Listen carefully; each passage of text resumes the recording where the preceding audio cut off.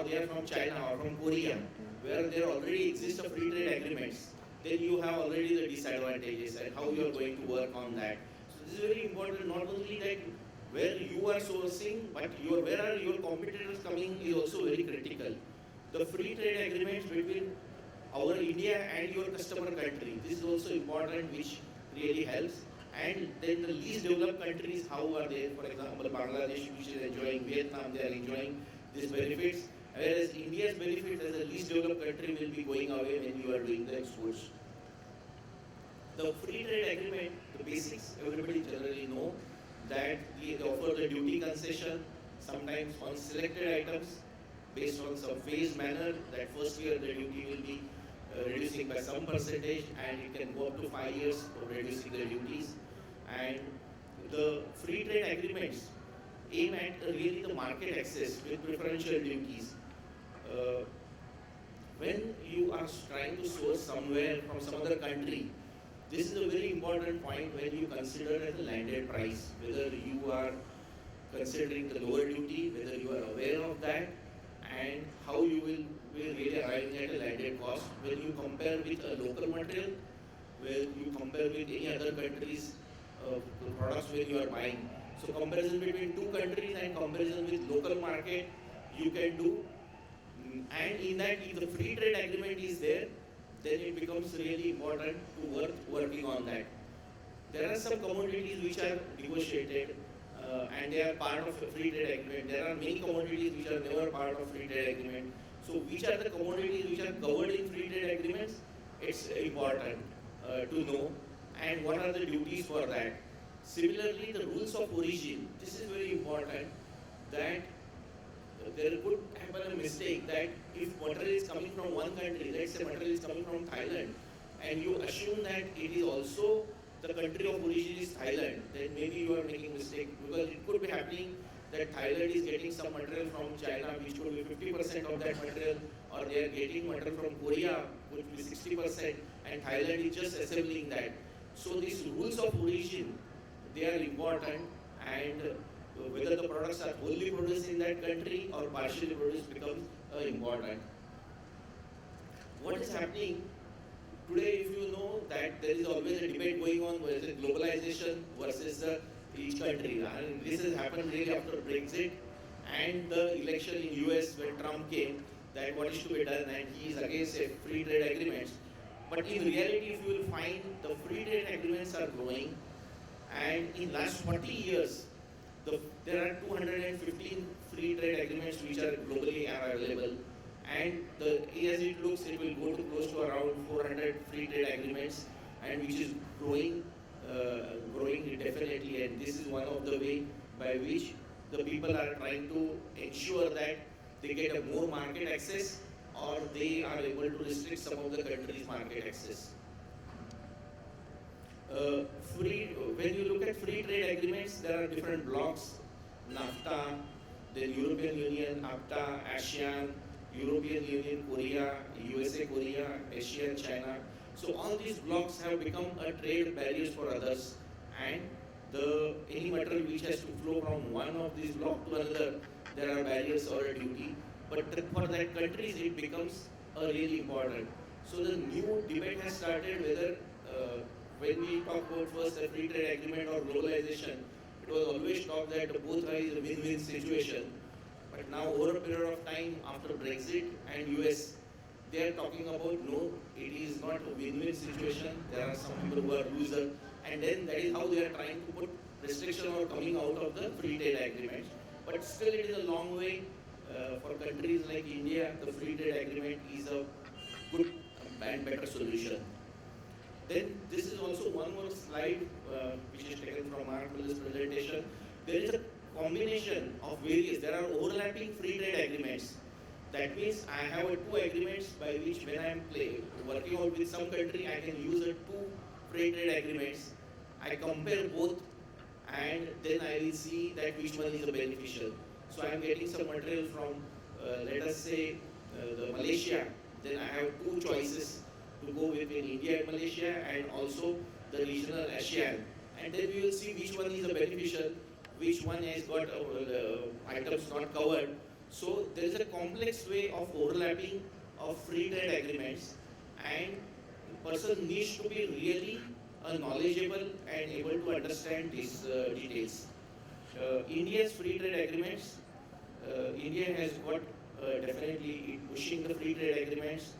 When these all free trade agreements are done, there was a lot of noise from local industry that the market is being lost. Some of the countries have taken the benefit, or the other countries have taken more benefit of free trade agreements than the India. However, the problem in India, it remains as the data not availability, that exactly who has benefited, how much we are importing that HS code, and how much we have exporting to that country. That comparison was always difficult.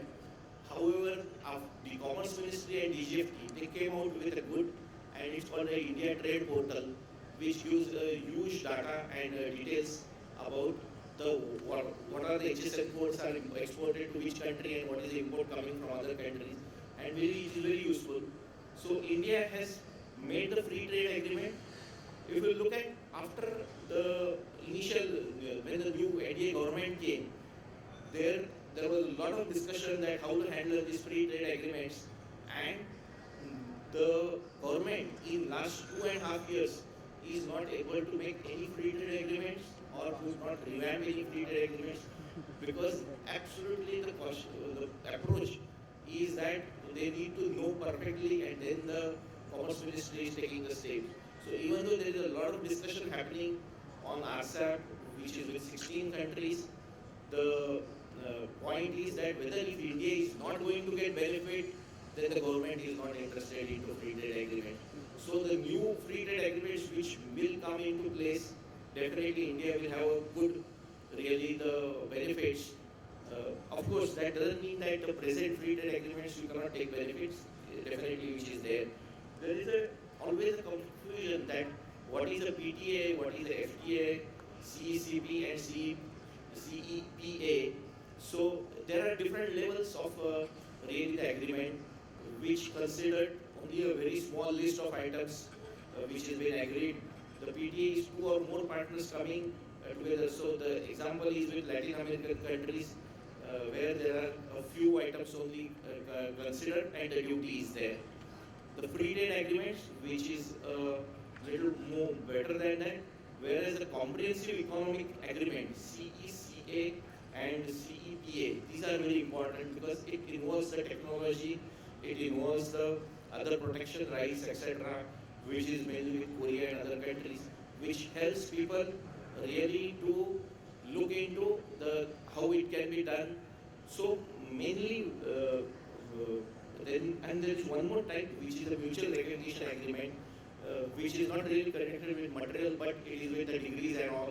You must be really reading in newspaper that our people, if they want to go and work in Singapore, their degrees will have challenge. Same with UK, same with USA, that only few degrees are recognized, few are not recognized. So mutual recognition agreement will allow our engineers and others to go in that country and able to work, and their degrees will be accepted as a professional. This is what is the mutual recognition agreements. How many, if you look at the regional trade agreements, India has got started in 98 with Sri Lanka, with SAFTA with India, Pakistan, Nepal, Sri Lanka, Bangladesh, Bhutan and Maldives, with Nepal, Bhutan, Thailand, Singapore, South Korea. They will go back well into really 10-year-old free trade agreements. There are some benefits which are there, you need to really see that. But whereas the new one, which is with Korea, with Korea and basically Vietnam, they are really making the difference, where you can do a really good sourcing and look at the items which are there. So the list of free trade agreement is available. There are many. There are a lot many which are under negotiation, more than what has been signed. The most important is the European Union, but we don't know really when it will see the light, because there are basic disputes and disagreements and some bottleneck items which are there. It needs to be really, every time it is using basically the farm items, the wine and automobiles. These are the items which creates the problem. Because India is a big market, everybody wants that to be coming at lower duty, whereas India don't want to open. So you have the challenge. RSAP, this is the most important, which is in really good shape. Lot many rounds have happened, and Nirmala Sitharaman is really keen on getting this cleared, which will open with 16 countries. And you will find that your volumes, which with these 16 countries of China, Japan, New Zealand, South Korea, Australia, Singapore, Philippines, Myanmar, Thailand, Vietnam, is very high. And that is really going to give a boost to trade. Similarly, Australia, New Zealand, Canada, they are all in negotiation stage. Again, the list of what negotiation or renewal is there, it's continuing. The most important thing is that the Commerce Ministry in continuously have these sessions. Maybe they are through the institution like FIO, through CI, where they come and meet really industry people and ask their inputs exactly on the products which you want to export, the exactly product which you want are importing more, and what can be done from which country. So their inputs to ministry is very important. Otherwise, later we blame them that something which is decisions are taken which are not in favor of industry or is affecting domestic, but they are open to have such inputs coming in. Again, the list of free trade agreements in under negotiation. And as I was telling that lot many industries have made a representation that it is affected domestic industry. So the government is very cautious. They wanted to remove this perception that it is benefiting other countries. So the negotiation are really hard, and India is trying to push along with the imports of goods and exports of goods, the services, because we are good at services, and they wanted to increase the service exports and trying to balance it with imports or exports with that country in goods particularly. So this is a stand by a new government, and I think they are doing quite well on that. Now you will ask me, Mr. what is to be done as a company, what I should be doing. There are some inputs which are important, that if you look at any free trade agreement, there are 1,000+ pages. Not a single free trade agreement will be a smaller or less pages. So these 3,000 pages, somebody has to read. Okay, out of that, our belief is that 800 pages will definitely not connected with you. But somebody has to at least go through the 200 pages. They need to be read. For each free trade agreement, when you go to customs for doing export or import, the free trade agreement cannot be shown there, and you need to really look for a notification which custom has released, and that is very important. That is the one which gives you a lower duty. So it is important that you have seen the free trade agreement. It shows the item ABC is having 0% duty, but it is covered under which notification you need to know, and then only when you approach customs you will have the lower duty. Then the masters, what are the items which you are importing? You need to have a list with HS classification. What are the free trade agreement applicable to them? And as I told that for one item there could be from one country even the 2 free trade agreements could be applicable, and you need to see one may have a 0 duty, one may have 2.5% duty. So which one is beneficial, which one is having which condition we need to see. Then you check the applicable free trade agreement rate. Then as I told you, one item is covered with many items, many free trade agreements you need to compare, check which is the free trade agreement which will give the maximum benefit, we have to select that. For the condition of free trade agreement, this is very important. Few of you who will know, last year there was a case, a very big multinational company into the LCD areas, they were importing the LCDs from Thailand, taking the benefit of lower duty from Thailand. Government was wise, they went into deep, they custom deputed their people to Thailand and found that some of the panels, high value panels which are put into that LCD, they are coming from some other country, and the company has to shell out really close to around 400 crore was paid by that multinational LCD manufacturer. So it is important that you really do a thorough study that how is the value addition happening, and then only take a final decision. The most important thing is that in supply chain, you have now experts on many areas. You have experts on warehouse, you have experts on logistics, local transportation, or inventory specialists, IT specialists. But you need to have some people who are expert into free trade agreements or finding out the country of origin or knowing the rules of origin. They are important. We could see for the country like Korea, there they found that the free trade agreements, how to use for benefit and of the medium and small scale industry is a very important lesson. They have the institutes who guide the small and medium industry how to find out the country of origin, rules of origin to be implementation, and there are people who have done doctorate in that and guiding small and medium industry. Because Korea believes that the Samsung, LG will find out their ways and they will export. They don't need any support. The support is required by a small and medium industry who is a backbone of the exports, and they need to be guided. So there are institutions which helps that, whereas India is not. That is what the representation has been done. That there need to be an institute which will guide the people on how to find out the how to implement the rules of origin and country of origin. Then when you approach the supplier with that, the important thing is that whether he is ready to give you a certificate which is prescribed as per the free trade agreement, approved by the association or the chamber in that country, how it is going to be certified. In order to avoid the frauds and all, the customs, when this certificate comes, the signature of people abroad, say for example, somebody in Korea is signing that, his signature is registered with customs in India. So they verify that, yes, this is a valid serial number, this is a valid certificate, the person who is supposed to sign is authorized, and then only you get the benefit. So even though it is a little tedious, or when first time hearing you will find that it is complex, but it works very well and you can get benefit can be obtained.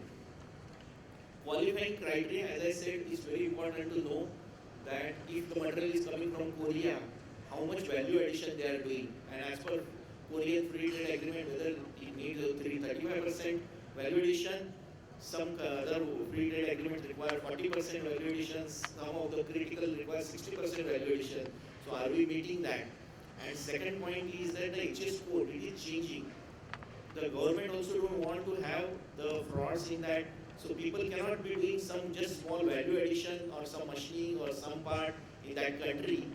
And the HS code has to change at some level for the free trade agreement. Simply packing, change of cutting, assembly will not qualify as a manufacturing. And documents requirement, as I mentioned, it's important that which authority is allowed to sign this is very important. So this was on my presentation on free trade agreement. It's an important topic. Free trade agreements are going to increase, no doubt about it, because that is the only way in which India can really work with other smaller countries and many countries. So we need to have these specialists, the people who are learning in this area, implementing and looking at each and every step before they make a sourcing decision.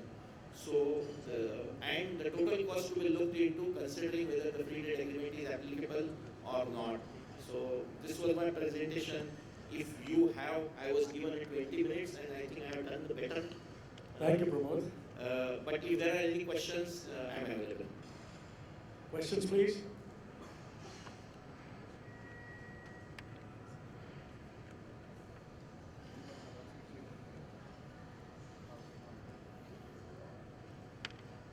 No questions? That's not interesting because it's such an interesting topic. Pramod, thank you so much.